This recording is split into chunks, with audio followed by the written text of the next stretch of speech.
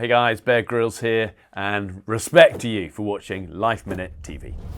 He's the fearless face of wildlife adventure, the man who's hosted more extreme TV shows than anyone in history, taking everyone from Will Ferrell, Bradley Cooper, and Julia Roberts, even President Obama along for the ride. Now the former British Army 21 Special Air Force soldier, devoted family man, and #1 best-selling author is out with his latest book, The Greatest Story Ever Told. Grylls sat down with me at our studios in New York City recently to tell us all about it and more. This is a Life Minute with Bear Grylls. Bear Grylls in the house. Hey, Yay. nice to be with you. Thanks for joining us. So great to have you here. Thank you. Yeah, good fun. We're surviving. We're still going. Yeah, yes. Not easy sometimes. So you have this beautiful new book out, The Greatest Story Ever Told. Tell us about it. This has been the hardest, but probably the best thing I feel I've ever done. You know, I still have my day job, which is all the survival shows, and we've just finished filming season 9, Running Wild, which has been, you know, a privilege and always fun. But along that journey of life and adventure, my Christian faith has always been a, you know, quiet, empowering part of my life that's helped me through, you know, so many jungles, deserts, mountains over the years. I don't know, I just feel so few people know the real story of Christ. Myself included, grew up with such a, I don't know, sanitized version of faith, you know, where it was always wrapped up in religion and church. And I just felt like, why don't you write the real story of Jesus actually as a straight story? Because most of us know stories, you know, like we might have heard of the Nativity or the Crucifixion or the Good Samaritan or whatever. But, you know, out of all the zillions of books around the world, nobody's ever just written the story of Jesus as like a thriller, you know, theologically accurate, but written just as a straight story. So I've done this. It came out, it went straight to #1 when we released it, and it's just like developed this life of its own. It's outgrown me, really. And I get messages and letters and every day from all over the world, people, different cultures, different faiths, from Muslims, from all sorts of people. And they generally say the same thing, which is, I had no idea of how radical this guy was and the real story. So, like I say, hardest but the best thing, but a real privilege. Beautiful. And why now? Why did you feel compelled to do it? I don't know, I think in life you've got to try, the journey of life is follow your heart, isn't it? Try and have the courage in life to follow your heart. And I just really felt like clear the decks and write this. And like I say, I think when I realized that nobody had ever done this before, for me it was so logical. You know, and people find it hard to read the Bible. I mean, not many people read the Bible. You know, even people of faith, you know, you might dip into it and you have a reading from something, but it's hard. So I kind of wanted to make this story really accessible for people and to sort of show how faith can be a really beautiful, empowering part of life. It doesn't have to mean you've got to be super religious or anything, because I'm not actually, you know, really never have been. And that's not the part that appeals to me, you know, but I think we all want to find strength in life and find peace and find home. And that's the sort of thing that Jesus always talked about, you know, finding freedom and being healed in our lives. And everybody wants that. So it's trying to sort of separate what 2,000 years of church infrastructure has made it and showing actually how different the real thing is and telling that story. We did a series a couple of years ago in Israel called Refugee, Renegade, Redeemer, which was first kind of departure into faith programming, I suppose, that we'd done. And I took a parachute, a tent and a motorbike and traveled through Israel, literally like a week before October the 7th. So the timing was crazy. And kind of told the story. And I think that was a catalyst for the book of like actually going there and just seeing it for myself and trying to figure out why did everyday people just fight to be close to this guy? And why did the religious elite fear him so much? You know, that was intriguing for me. Why has he become so much the centre of the world still 2,000 years on? And so the book was born. Cool. That's really neat. Did your faith sort of like help you survive through all your wild adventures? My faith has helped me survive in everyday life as well. I think it's not just a wilderness thing. You know, I think people say, I got asked the other day, was, you know, on the summit of Everest, did you feel, you know, closer to God? And the answer is like, no, it's like, we're focused, we're on the edge here. You know, it's like, I don't think it's always kind of like that.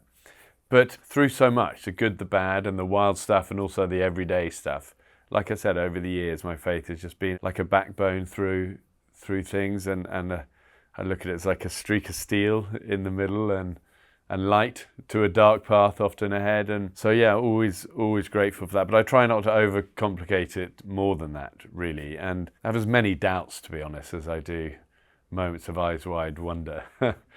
But I've also learned that that's okay, you know. Doubt and faith, maybe they're like two sides of the same coin.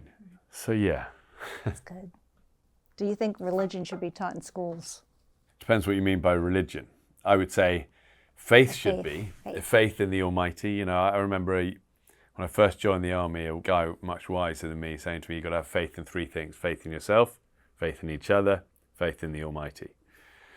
And so I think faith is a key part of life. You cannot be truly empowered on your own. You're always going to be weak. Everyone thinks they're strong in the wild until they're not. And then where do you go? You know? So faith is a key thing for young people to grow up with. Religion as such, you know, that doesn't empower anyone. And our faith is not religion, and our faith isn't even church. You know, I'm not saying there's anything wrong with church, you know, or singing or sermons, or, you know, they all have a place, but they aren't our faith. Our faith is quietly kneeling before the Almighty, asking for help. And that's a place of empowerment, actually. You know, I always remember the quote that man is never as tall as when he kneels down. And I like that, because life is humbling, ultimately. Ready, set, see ya.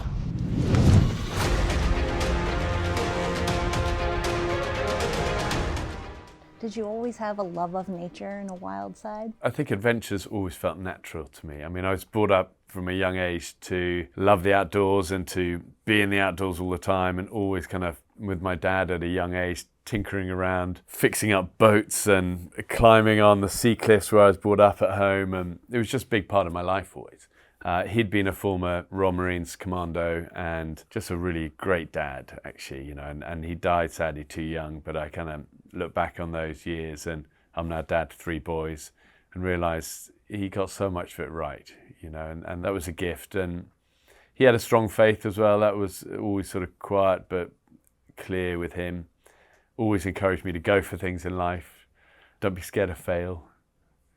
Don't listen to the dream stealers. And be a never give upper. That was his thing. And so, yeah, adventure's always been a part of my life. I think if you could say to the 7-year-old me, you could have a job that involved getting muddy and still climbing up stuff, jumping off stuff, I feel very lucky. Oh, that's so great. Are you afraid of anything? So many things. You know, I think one of the dangers of TV is that it always makes everything out to look. The music's always playing. Yeah, it's always that, Cold.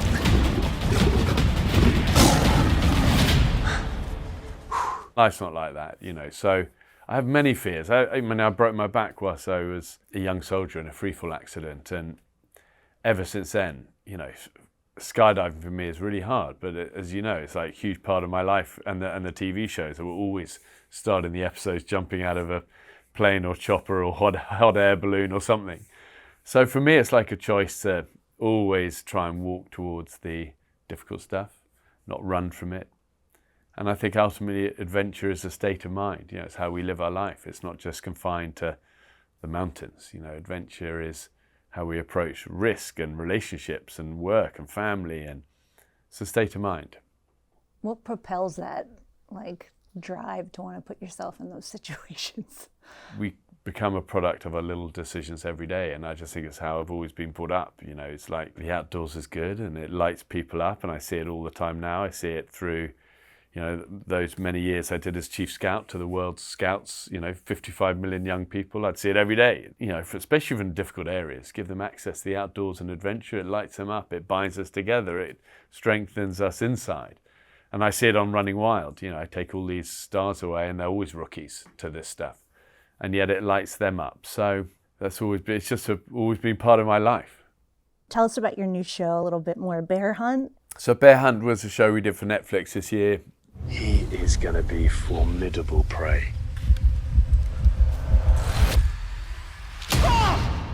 That's been really fun. You know, we took 12 British celebrities into the jungle, trained them up, unleashed them, and then I had to hunt them down So that was pretty fun, and it did well in the UK. It went to #1 on Netflix in the UK, and it's been great. And they did great. They did great. I mean, it's a different show for me because normally Running Wild, I'm always taking people one-on-one. So this was different, but I loved it. Yeah. So, but now we're back on Running Wild. We just wrapped up season 9, and we've got some great guests. We haven't yet announced them all. That's to come. But yeah, I mean, to be honest, I never thought I'd still be.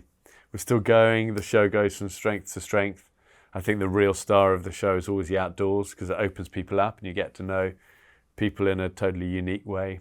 So yeah. Any favorites that you worked with? You worked with so many people. Have any special ones? Yeah, I think I love tennis. So I think for me, the Federer one, taking Roger Federer was great. Julia Roberts, obviously amazing. And Bradley Cooper is such a great guy and he's become a friend over the years. And I know we've just taken great people over the years. And I love it because you forge sort of a different sort of friendship. It's not like a chat show where, you sit on a chat show and it's sort of a performance for 3 minutes of telling a funny story or something. The wild is different. You're facing some fears, crossing rivers, climbing cliffs. You get to know each other in a different way. I bet. They have to trust you. Well, it's good. And you've got to face those fears together. And that always creates strong bonds between you. And, that's you don't get that in everyday life. And that's the wild again. Yeah. So it's something that you want to do you haven't done yet? I'm a really grateful guy. I don't live like always restless and unsatisfied. I'm really grateful. First of all, I should have died many times in my life. I mean, there've been a solid 20 times where I shouldn't have come home. I'm so grateful for life. So I do live like that. I love my work. I love the team we film with, and I try and get home afterwards and love my family.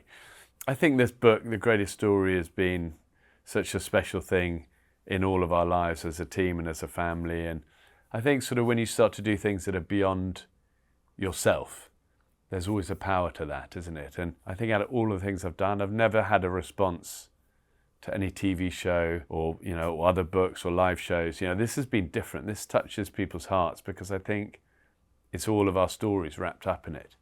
It's not like could be the greatest story ever told, or maybe the greatest. If it's true, it changes so much. And I think that's why it touches people, and just getting that response from people of, like, I wasn't ready for this. I had it yesterday. I had a grown man, sort of big, like, biker guy. He said, I've just been in tears and tears reading this book. It's so great to see. And spirituality is such a key part of life, isn't it? Like, it's part of your arsenal of what makes you strong. We're not just physical or just emotional or just mental. It's part of life.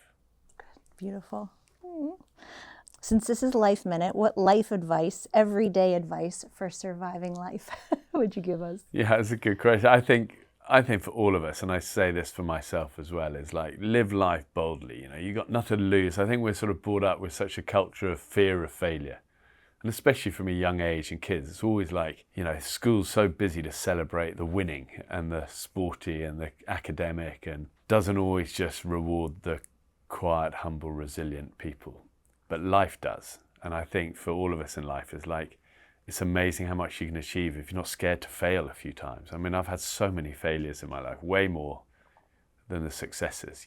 People always ask me about the successes. You ask about TV shows or the books or the summits, but actually behind that, it's a string of things that haven't worked out. And I'm proud of them. There are our scars, our markers. They're the stepping stones to the good stuff. So I say go for things. Don't be scared to fail and know the power of never giving up in your life. It's a superpower.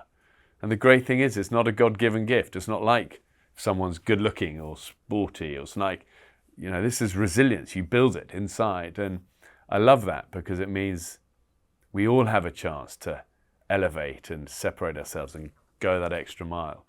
And that's where the good stuff in life always is. So good. What's your favorite comfort food? I don't know, a really good big steak. Yeah. To be honest, it's part of our life every day. Our whole family, we live off good grass-fed steak and eggs. Try and hunt out raw milk, good honey, good fruit. Do you come home with stuff Yeah, all the time. What does a day of relaxing look like to you? Pretty good at relaxing too. I mean, I like to train most days. That's just become part of my life. But then we live on a little island in the UK in Wales, so I'm swimming in the sea every day. I love that. very happy to have just cozy days with the family. You know, it's not all death and destruction, knives and ammo.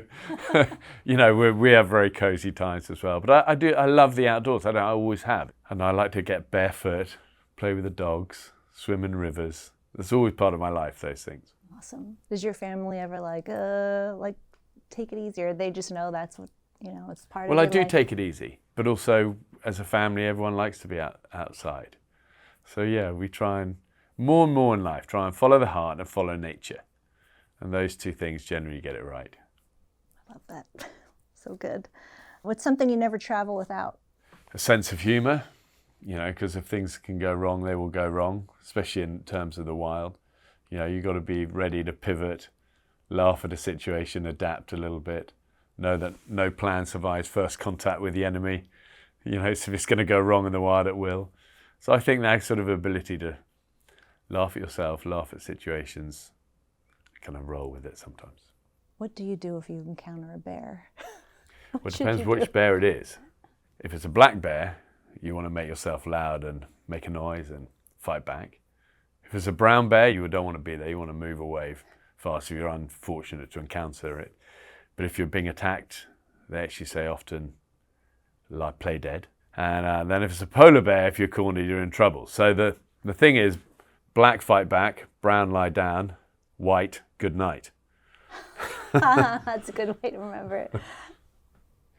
To hear more of this interview, visit our podcast, Life Minute TV, on iTunes and all streaming podcast platforms.